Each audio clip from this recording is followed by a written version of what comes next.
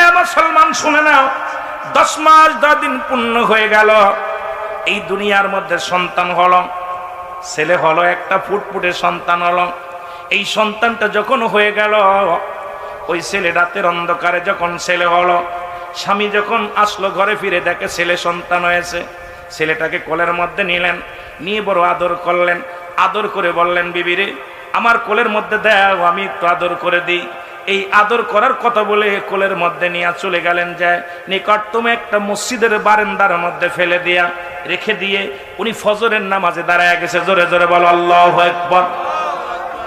ফজরের নামাজ শেষ, এদিকে বিবি চিন্তা আছে, ওই প্রথম রাত্রে সন্তান নিয়ে গেল, ফজরের রক্ত হয়ে গেল, এখনো পর্যন্ত ছেলে নিয়ে ফিরল না স্বামী। নিশ্চিত আমার ছেলেটা যারও সন্তান, এই জন্য তাকে মেরে ফেলেছে। নিশ্চিত সে অবৈধ সন্তানের কারণে আমার স্বামী মেনে নিতে পারে নাই। ওকে নিশ্চিত মৃত্যু বউকে দিয়েছে, তাকে দুনিয়া থেকে বিদায় করে দিছে। ফজরের নামাজ বাদে মুসলমান শোনো, মুসল্লিরা সালাম ফিরেছে। সালাম ফিরে দেখে মসজিদের বারান্দায় একটা সন্তান, এই ছোট্ট একটা মাসুম বাচ্চা আছে। দৌড়ে যে ওই লোকটা তুলে নিলেন, যুবক তুলে নিলেন, হাতের মধ্যে নিয়ে বলেন, এই একটা ছেলে পাওয়া গেছে, তোমরা কেউ কি ছেলের সন্ধান জানো? এই ছেলেটা পাওয়া গেছে। এই ছেলেটা কে বা কারা রেখে গেছে? কোন সবাই বলেন এই ছেলে এখন কি উপায় হবে? যুবক বলেন, আপনারা যদি মনে কিছু না করেন, আমার বিবি আছে, আমারও ছেলে মেয়ে হয় না, যদি এই ছেলেটাকে লালন পালনের দায়ভার আপনারা আমাকে দেন, তাহলে আমি দায়িত্ব নিব আজ থেকে এই ছেলের বাবা হইয়া লালিত লালন পালন করব। জোরে জোরে চিল্লায় বলেন মারহাবা। এ মুসলমান শুনে নাও, ছেলেটাকে কোলে সবাই বললেন, ঠিক আছে, যেহেতু এই মুসল্লি চাচা ছেলেটাকে দিয়ে দিলাম, ওর মানুষ করবে, লালন পালন করবে। সকালবেলা উনি দৌড়ে যে বিবিরে দিয়ে সবাইকে জানায়, গ্রামের মানুষ জানলেন, সবাই রে জানায় দিলেন এই সন্তানটা মসজিদে পাওয়া গেছে। কেউ একটা যুবক আমার নবীকে এত ভালোবাসে, আমার আল্লাহকে এত ভালোবাসে। একটা গল্প আকারে কথা বলতেছি শোনো। স্বামী স্ত্রী দুজন বিয়ে হয়ে গেল, এত টাকা দেলমোহরে, এত টাকা ওই বাসাবাসির জমিনের অমুক হক সাহেবের মেয়ে আর অমুক জায়গার অমুকের ছেলের সঙ্গে এত টাকা দেলমোহরে কবুল হয়ে গেল। স্বামী স্ত্রী দুজন বাসর হবে, বাসরের রাত্রে স্ত্রী বাসর ঘরে, স্বামী আস্তে আস্তে করে গুটি গুটি পেয়ে আগায় আসলেন। আগায় আসে দেখে স্ত্রী জায়নামাজ বিছাইয়া দুটি চোখের পানি ছেড়ে দরদর করে চোখের পানি ছেড়ে কান্দে। স্বামী চিন্তা করে, একটা আদর্শবান মেয়ে আমি পেয়েছি, একটা আদর্শবান মেয়ে, একটা চরিত্রবান মেয়ে। কারণ বাসর ঘরে ঢুকে দেখি স্ত্রী নামাজে দাঁড়ায়, নামাজ পড়ে দুহাত আল্লাহর দরবারে উঠায়া চোখের পানি ছেড়ে দরদর করে কান্দে। আল্লাহ তুমি আমার মাফ করে দাও, আমি কি জবাব দিব আমার স্বামীর কাছে? আমি কি জবাব দিব স্বামীর কাছে? চোখের পানি ছেড়ে ছেড়ে কাঁদতেছে। হঠাৎ স্বামী ঘরের ভিতরে ঢুকে বললেন, স্ত্রী রে তুমি এত কান্নাকাটি করছো কেন? আজকে বাসর ঘর, আজকে দুজনের মিলন হবে, দুজন কথাবার্তা বলবো, আজকে তুমি আর আমি ঘরের মধ্যে, তুমি কেন কান্দো? তোমার কান্না দেখে আমার বড় মায়া লাগছে, তুমি কেন কান্দো? কয় স্বামী রে আমি আপনার কিসের জন্য কান্দি? আমার আল্লাহ মাফ করবে কি না? আপনার হক আমি নষ্ট করেছি। কয় কেবল বাসর ঘরে আসতে পারলাম না, কেবল বাসর ঘরে আসতে পারলাম না, তুমি আমার কি হক নষ্ট করলাম? কয় না রে স্বামী, আমি ভুল করেছি, ভুলের খেসারত আমার আল্লাহ কি আমারে মাফ করবে? আমার আল্লাহ কি আমারে দয়া করবে? বাসর ঘরে স্ত্রী বলে, স্বামী রে আমি আপনার কাছে অনুরোধ করি, আমি যদি আমার কথাগুলো বলি, গোপন কথা যদি বলি, আপনি আমাকে এখনই তালাক দিয়ে দিবেন, এখনই আমাকে বাদ দিয়ে দিবেন। আমি এটা বলে ভয় পাই না, আপনি আমাকে তালাক দিবেন, আমার কোনো কষ্ট নাই। আপনি আমাকে ছেড়ে দিবেন, কোনো কষ্ট নাই। আপনি আমাকে বাসর ঘর থেকে তাড়া দিবেন, তাতেও কোনো দুঃখ নাই। আমি শুধু এই চিন্তা করতেছি, একজন আদর্শবান ছেলেকে আমি ঠকাইলাম, একজন আল্লাহ বুজুর্গ ব্যক্তি, নামাজি ব্যক্তিকে আমি ঠকাইলাম। আল্লাহর দরবারে আমি কি জবাব দিব? মদিনা আলার কাছে আমি কি জবাব দিব? ছেলে ডাকতে বলে, বিবি রে তুমি আমারে কি ঠগাইলা? তুমি কেন এত কাঁদছো? বলে স্বামী রে আমি আপনার কাছে আমি লুকাইব না, আপনার কাছে আমি লুকাবো না। কারণ আমার আল্লাহর কসম করে বলি, যখন আমি আপনার আদর্শ আপনার চরিত্র আমি শুনতে পেরেছি, আপনি একজন আল্লাহওয়ালা মানুষ। জীবনে কোনোদিন আপনি জিনা ব্যভিচার করেন নাই, জীবনে আপনি কোনোদিন অন্যায় করেন নাই, কোনো মেয়ের দিকে আপনি মুখ উঁচু করে তাকান নাই। শুনেছি আসার পর আপনার ছোট বোন আমাকে বলেছে, কারণ আপনি এমন একটা আদর্শবান ছেলে। এই মহল্লার মধ্যে কোনো মেয়ের দিকে আজ পর্যন্ত আপনি আর নজরে তাকান নাই, কোনোদিন আপনি কোনো বাজে নজরে তাকান নাই।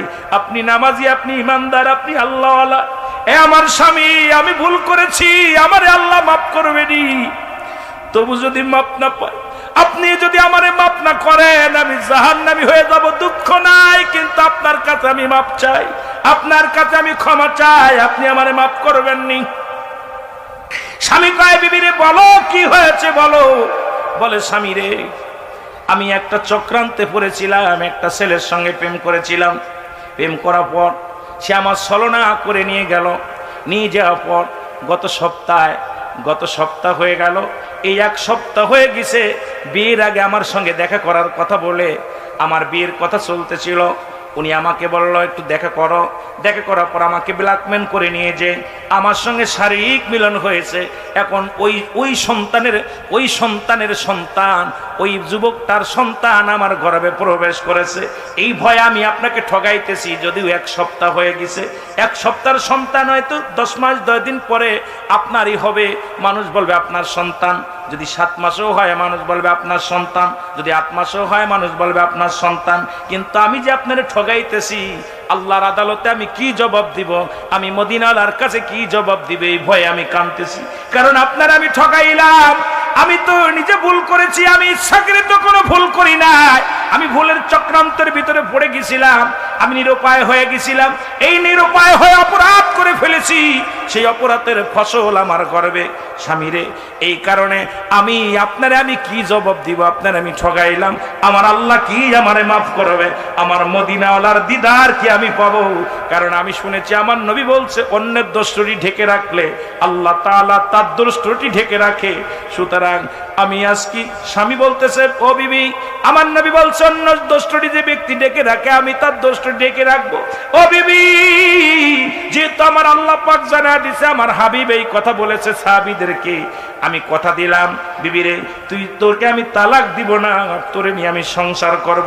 জীবনেও আমি তোমার সঙ্গে আর মিলামিশাও করব না, তোমার সঙ্গে আর কোনো মিলনও আমি করব না, তোমাকে আমি তাড়াও দিব না, তোমাকে আমি বিতাড়িতও করব না বিবিরে।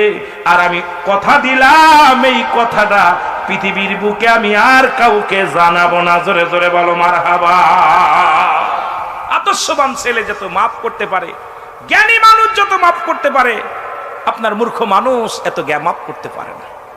এ মুসলমান, 1 মাস 2 মাস হয়ে গেল, সন্তান ডেলিভারি হবে। 2 মাস যখন হয়ে গেল, মানুষদের পার আগে ওই যুবক তার মাকে বাবাকে বুঝায় বলল, মা গো, বাবা গো, তোমার বৌমাকে নিয়ে আমি অন্য একটা শহরে যেতে চাই। কয় মাসের জন্য নিয়ে গেলেন?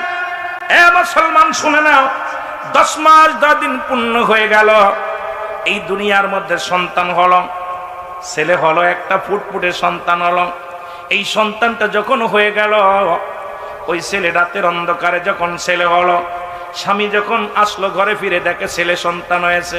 ছেলেটাকে কোলের মধ্যে নিলেন, নিয়ে বড় আদর করলেন। আদর করে বললেন, বিবিরে আমার কোলের মধ্যে দাও, আমি একটু আদর করে দিই। এই আদর করার কথা বলে কোলের মধ্যে নিয়ে চলে গেলেন। যায় নিকটতম একটা মসজিদের বারান্দার মধ্যে ফেলে দিয়া রেখে দিয়ে উনি ফজরের নামাজে দাঁড়ায় গেছে। জোরে জোরে বলো আল্লাহু আকবার।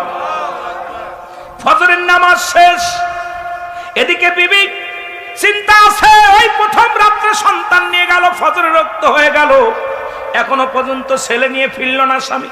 নিশ্চিত আমার ছেলেটা যারও সন্তান, এই জন্য তাকে মেরে ফেলেছে।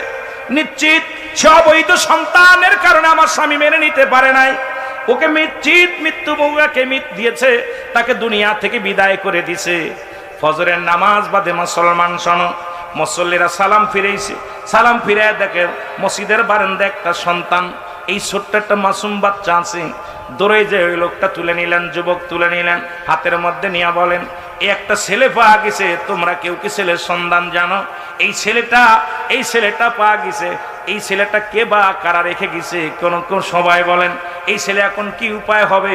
যুবক বলেন আপনারা যদি মনে কিছু না করেন, আমার বিবি আছে, আমারও ছেলে মেয়ে হয় না, যদি এই ছেলেটাকে লালন পালনের দায়ভার আপনারা আমাকে দেন, তাহলে আমি দায়িত্ব নিব আজ থেকে এই ছেলের বাবা হইয়া লালিত লালন পালন করব। জোরে জোরে চিল্লায় বলেন মারহাবা।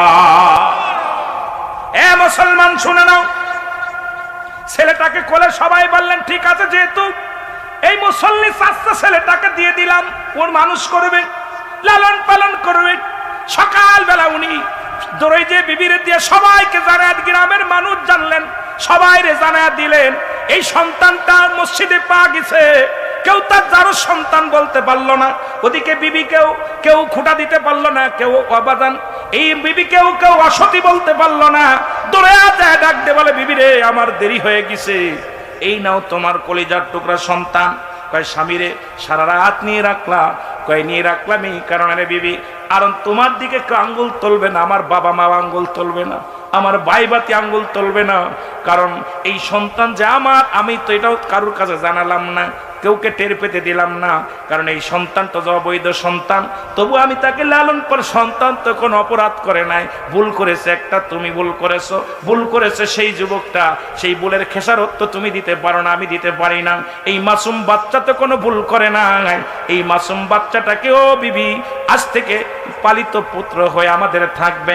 এই পালিত পুত্র বলে মারে জানায়া দিলেন, বাবারে জানায়া দিলেন, চিঠি লিখে জানায়া দিলেন, মা একটা সন্তান পেয়েছি, মা বাবা একটা সন্তান পেয়েছি, একটা ছেলে পেয়েছি, আজ থেকে তারা লালন পালন করব। তুমি আমি জানলাম এটা তোমার ওই, তুমি জানো তোমার ওই স্বামীর সন্তান, আমি জানি তোমার গর্ভের সন্তান, আমাদের মধ্যে সীমাবদ্ধ থাকবে। দুনিয়ার মানুষ জানবে এটা পালক সন্তান। আল্লাহর কাছে প্রার্থনা করি, আল্লাহ তুমি যেন আমার মদিনার সঙ্গে সাক্ষাৎ করে দাও। আল্লাহ রাসূল বলে গেছে যে ব্যক্তি অন্যের দোষটি ঢেকে রাখবে, তার দোষটি আল্লাহ ঢেকে রাখবে। সুতরাং আজকে এত বড় পাপ, এত বড় অন্যায় আমি ঢেকে রাখলাম। বিবিরে তোমার কাছে কিচ্ছু চাই না, তুমি একটু দোয়া করবা আমি যেন আমার মাওলা জান্নাত পাই, আমি যেন আমার রাসূলুল্লাহ দিদার পাই। ও মুসলমান শুনে নেন, এত সুন্দর ব্যবস্থা আজকে কোরআন হাদিস জানার কারণে। আর কয়েকদিন আগে দেখলাম বাংলার জমিনে ঢাকা শহরে কুকুরে বাচ্চার, ও মুসলমান, প্যাকেটের মধ্যে অবৈধ সন্তান ফেলে রাখছে। আর এই তাজা সন্তান অর্ধেক কুকুরে খেয়ে ফেলেছে, এখনো জীবিত রয়েছে। আর একটা দেখলাম এই অবৈধ সন্তানগুলো মুখে গাড়ের মধ্যে কামড় দিয়া কুকুরে নিয়ে যায়। ওই বাচ্চাটাও অসহ্য জীবিত। সন্তান তো কোনো পাপ করে নাই, সন্তান তো কোনো অপরাধ করে নাই। আপনার একটা ভুলের কারণে আপনি দুনিয়া থেকেও অশান্তির মধ্যে থাকবেন, ইয়াউমাল কিয়ামতের ময়দানে ওই জাহান্নামের অধিকারী হয়ে যাবেন। এই জন্য আমি বলবো উভয় পক্ষ কোরআন হাদিসের মাহফিলে বসতে হবে। যেহেতু আমরা কোরআন হাদিস শিখি নাই, কোরআন হাদিস জানি না, আমাদেরকে কোরআনের মাহফিলে, হাদিসের মাহফিলে বসে ইসলামের জ্ঞান চর্চা করতে হবে। যে জ্ঞান চর্চা করলে দুনিয়ার মধ্যে হাজারো অন্যায় থেকে বাঁচতে পারবো, জিনা ব্যভিচার থেকে বাঁচতে পারবো, মূর্খতা থেকে বাঁচতে পারবো, রাসূলের প্রেম অন্তরে ধারণ করতে পারবো, আল্লাহর ভয় অন্তরে ধারণ করতে পারবো। ও মুসলমান শুনে নাও, আমার আল্লাহর অনুগত হতে পারবো, রাসূলের অনুগত হতে পারবো। জোরে জোরে চিল্লায়া বলা যাবে না মারহাবা। ওরে দয়াল যদি জানতো তার মর্যাদা, দয়াল যদি জানতো তার কত দাম, যদি জানতো আমি বাংলাদেশের জাতীয় পাখি, ও ঠ্যাঙ্গের পর ঠ্যাং থুয়ে বয়া খাইতো, ওই যে জীবনেও কোনোদিন ময়লার উপরে পড়তো না।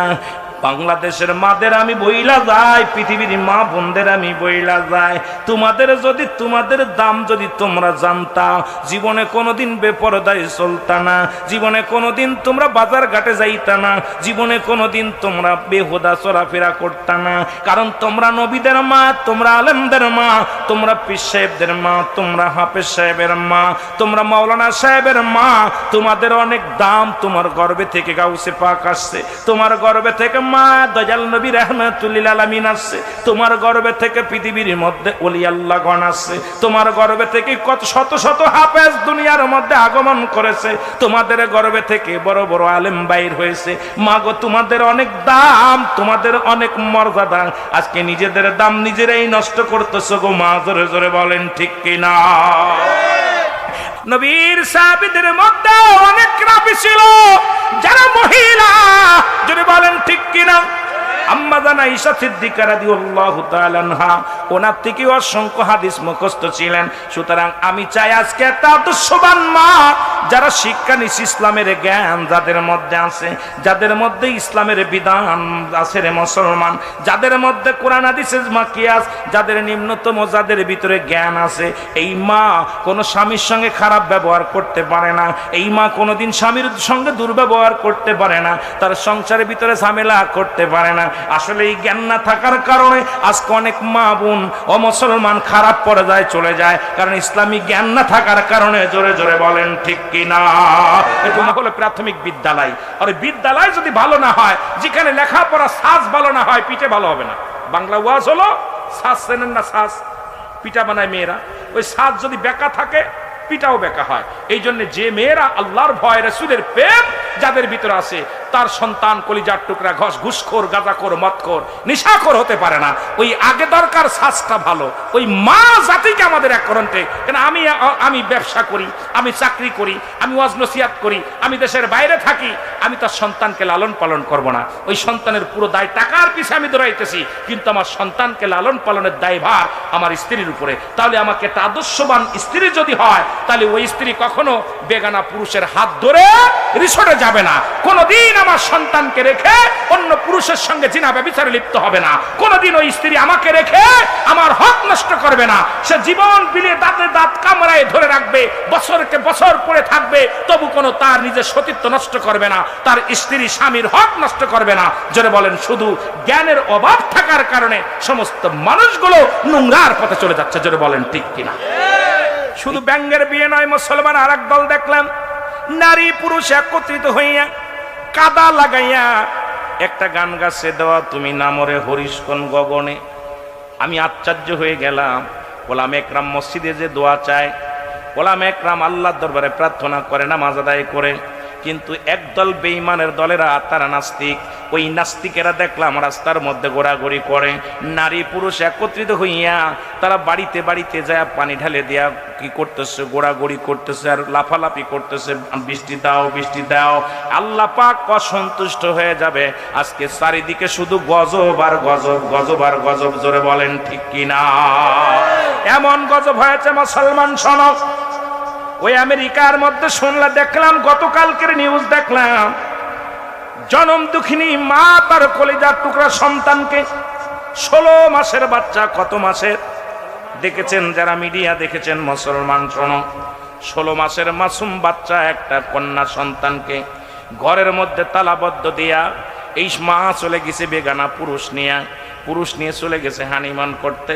পুরুষের সঙ্গে পাতলা জর্জেট কাপড়গুলো নিয়ে, খাবার পানি নিয়ে, স্বামীর হুকুম ব্যতীত মা সন্তানকে ঘরবন্দি তালাবন্দি করিয়া মা চলে গেছে 10 দিনের সফরে। 10 দিন, একদিন নয়, 2 দিন নয়, 10টা দিন, 16 মাসের বয়স শিশুটাকে রেখে গেছে।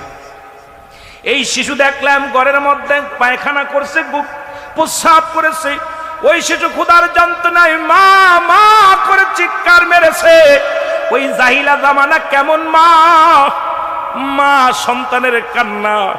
পৃথিবীর মধ্যে যদি সিজার হয়, যদি কষ্ট করে ডেলিভারি সন্তান হয়, সন্তান যদি কানা হয়, সন্তান যদি বোবা হয়, সন্তান যদি খোড়া হয়, তবু মা দেখে দুনিয়ার সব দুঃখ ভুলে যায়। পশুগুলো দেখেও কি শিক্ষা নেওয়া যায় না? ওই পশু বাচ্চা প্রসব হয়, পশু বাচ্চা যখন দুনিয়ার মধ্যে আগমন করে, ওই মা বাচ্চাটাকে বাঁচানোর জন্য মা সংগ্রাম করে। দেখেছি ডিসকাভারিতে কত মেষগুলো, কত মুসলমান হরিণগুলো নিজের জীবন দিয়া গেছে বাচ্চারে বাঁচানোর জন্য। ওই বাচ্চারা যখন, ছোট্ট বাচ্চাকে যখন হিংস্র প্রাণী বাঘ যখন আক্রমণ করেছে, মা জননী বাচ্চাকে বাঁচানোর জন্য জীবনটা কুরবানি করে দিয়ে গেছে। নিজের ভয় করে নাই, মরণের ভয় করে নাই, পরোয়া করে নাই। মা জননী জীবন দিয়ে গেল। আর আজকে বাংলার জমিনে 16 মাসের মাসুম বাচ্চাকে ঘরে বন্দি করে নিজের দেহ ব্যবসার জন্য, নিজের শারীরিক চাহিদা মিটানোর জন্য নিজের মাসুম বাচ্চাকে বন্দি করে চলে গেল। বাদান ফলাফল হলো, এসে দেখে সন্তান মারা গেছে মুসলমান। ওই 16 বছরের বাচ্চা শুকায়া কঙ্কাল হয়ে গেছে, আর না ফিরার দেশে চলে গেছে, না ফিরার দেশে চলে গেছে মুসলমান। এটা কি কিয়ামতের আলামত না? কথা বলেন না এখন, এটা কি কিয়ামতের আলামত না? সন্তানের প্রতি আমরা দেখেছি অনেক স্বামী পরিত্যাগ হয়েছে, স্বামী ছেড়ে দিছে স্ত্রীকে, স্ত্রী সন্তানের মুখের দিকে তাকাইয়া পরের বাড়ি কাজ কাম করেছে, বাড়িতে বাড়িতে ভিক্ষা করেছে, চেয়ে চিনতে খেয়েছে, স্বামী ছেড়ে দিলেও বাচ্চাকে ছাড়ে নাই। ওই মেয়ে বাচ্চা হোক আর ছেলে বাচ্চা হোক, মা তার আসলের নিচেই রেখে তারে লালন পালন করেছে। ওই সন্তান বড় হয়ে তবু কষ্ট দিছে, তাও কিন্তু মা তারে বলে নাই। আর আজকে এমন নিষ্ঠুর জামানা, এমন নিষ্ঠুর পৃথিবী চলতেছে, আজকে আমার দেশের মুসলমান অসংখ্য নারীরাও সমুদ্র সৈকতে চলে যায় ছোট ছোট বাচ্চাদেরকে রেখে, ওই রকম তারাও চলে যায় মাসুম বাচ্চাদেরকে ঘরে রেখে।